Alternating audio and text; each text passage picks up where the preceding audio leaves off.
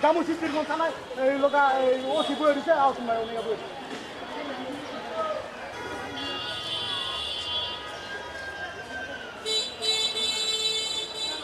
ya আপনি যা 200 টাকা রাখেন আর দেওয়া না এই তো তাহলে লইয়া আরেকটা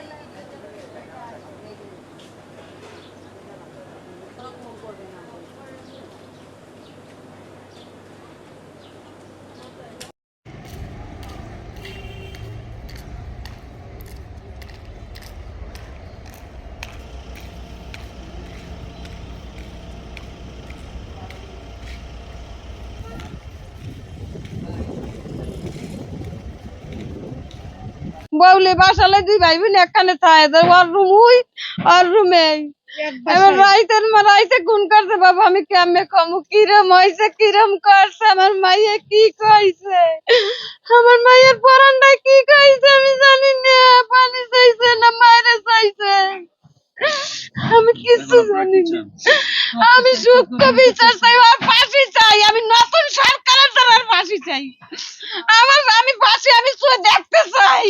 রাত্রে 12টার সময় 12টার দিক পর্যন্ত ঝগড়া হয়েছে তাদের ভিতরে।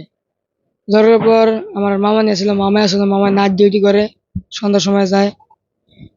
সকালবেলা 4টার দিক দিয়ে বলে ফোন দিছে মামার কাছে, ফোন দিয়ে বলছে যে আপনার বোনের অবস্থা সিরিয়াস, এতটুকু বলছে।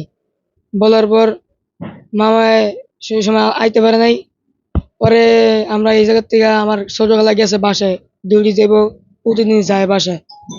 যাওয়ার পর সেই জায়গায় যাই দেয় যে এরকম অবস্থা, মার্ডার করা। দেখার পর আমার ছোটবেলায় মামা নিয়ে ডাক দিছে, আমার কাছে আইসে, পরে আমরা গেছি, যাই দেখি এরকম মার্ডার অবস্থা।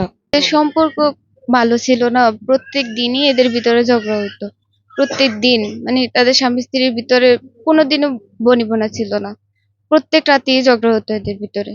পরে কালকে রাত্রেও ঝগড়া হয়েছে, আমি আমার রুমে ছিলাম, পরে আমার এই ডাইকা নিয়ে আসছে আমার ননদ। এর ভিতরে অনেক ঝগড়া হয়েছে রাত্রিবেলা।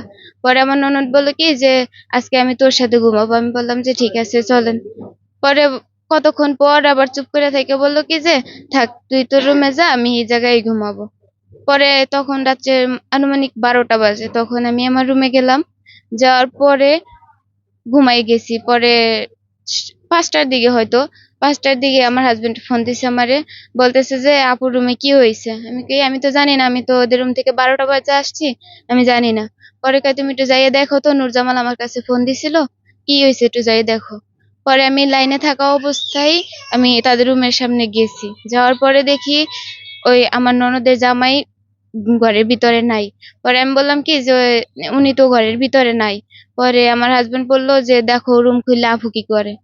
পরে আমি একটু দরজা খুললা দেখি যে আপু ওরম উবুত করে শুয়ে আছে, পাশে রক্ত অনেক। জানি না, আমি শুধু দেখছি সে নিচে ফ্লোরে শুয়ে আছে উবুত হয়ে, আর পাশে রক্ত, এইটুকুই। আমি আর দেখি নাই কি দিয়ে মারছে, বা আমি ঘরের ভিতরেও আর ঢুকি নাই। 5টা একটু আগে হয়তো ফোন দিছে, টাইমটা মনে নাই তেমন। আচ্ছা, এখন আপনার কি চান?